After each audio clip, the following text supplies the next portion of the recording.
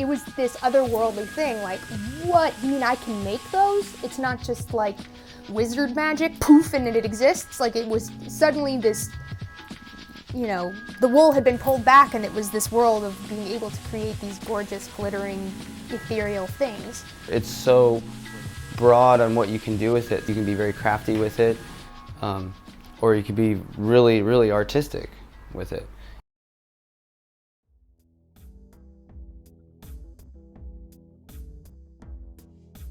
My name is Lance Wright, and I've been blowing glass for 18 years.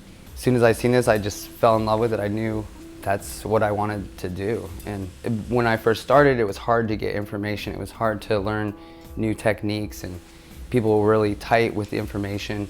And I, just after a while, I decided I wanted to leave Arizona and ended up here, came here to the Bay and to visit for 2 weeks and never left.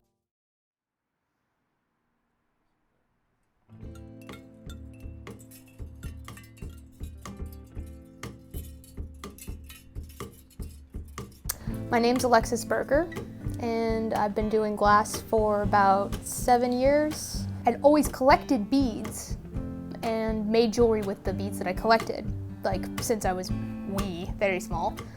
I didn't even realize that that was something that you could do, that you could make your own beads out of glass. And so I immediately was like, hey man, can you teach me how to do this? From that moment on, I was hooked, and it was just a lot of teaching myself after that point, because I only had that little taste. So it was like, okay, get a torch, get glass, break bottles and melt them with pliers and, you know, in like a plumbing torch, reading, buying books, and then a lot of messing around and burning myself.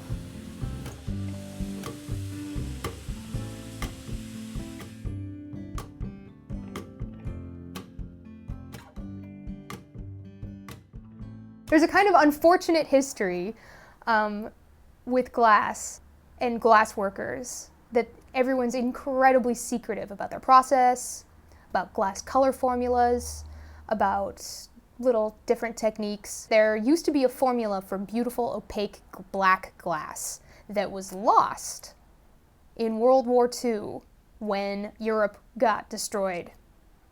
The guy who knew the formula, the like one dude who knew the formula, was killed, and that was it. My name is Stephen Allen Hubble. I'm from Jackson, Michigan. I would say the only reason anyone should hold back is maybe something's perhaps just a little too advanced, something you think you should be able to patent, even though you probably won't be able to. Maybe that's why somebody would want to hold back, because it's hard to patent something that's so underground. Other than that, I don't see any good reason why you shouldn't show somebody something. Someone might spend ages figuring out one particular technique, and then that becomes their signature thing, and then they build their whole career on it. And then if you end up building your whole career on like one trick and someone steals it, you know, you can't be a one-trick pony. Hi, my name is Mark Levy, and I'm a glass artist.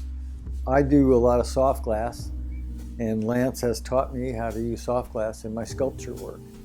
And I use all of his techniques in soft glass work to create the sculptures that I'm doing now, where I incorporate all the things I've been doing at his shop.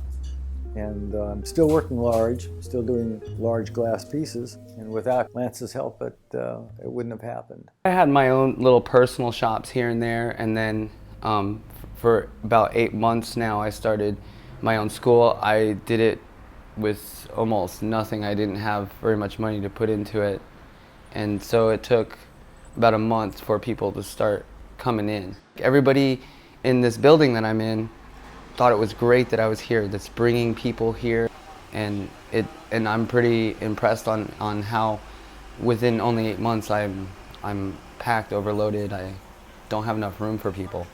You know, you've got him there educating people about glass, and I'm open as a store to sort of show off what you can do with soft glass, and he's there showing off what you can do with boro. It's great. And glass is weird and mysterious, and it's It needs an explanation. It needs teachers. It needs advocates, people out there saying, hey, this is how this is made. Unless you have people out there like Lance, their eyes will just go right past it and go, I don't even know what it is that I'm looking at. Next. And so education is important for the future of glass as a medium in art. Critical.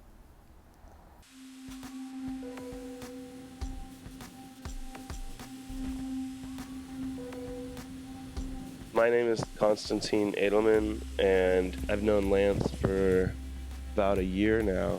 It's sort of like revealed the process, and it shed a different light on the whole glass industry to me.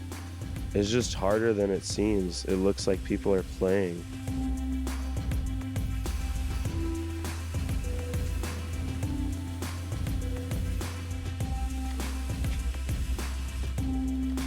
The medium is so lucid, but there's so much logic to the way that you work it. And all that can only come from experience, from somebody like teaching you. Because if it's not for that, it just looks like you're playing with mud or something, and it's magically just turning into art.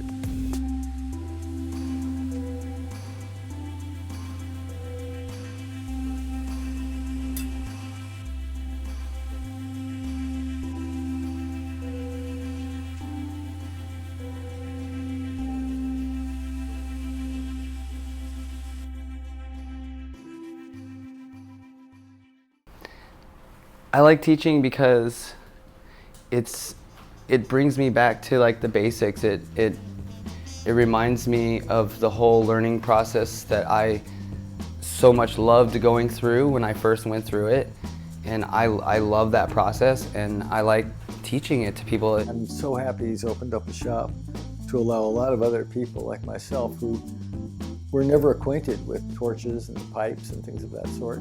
It's really broadened my whole horizons, and I know it'll do the same to a community. I'll never stop making jewelry. They're just wonderful, little contained nuggets of deliciousness. As a form factor, I think I'll never stop making gems. I see myself making a lot of art that I want to make, and seeing this school progress, and I want to bring a community of people together and really make some cool stuff. A lot of people have lost touch with their creative side.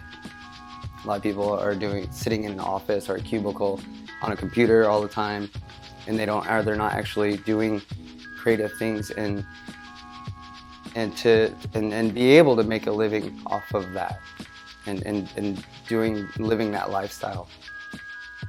It truly is a different lifestyle.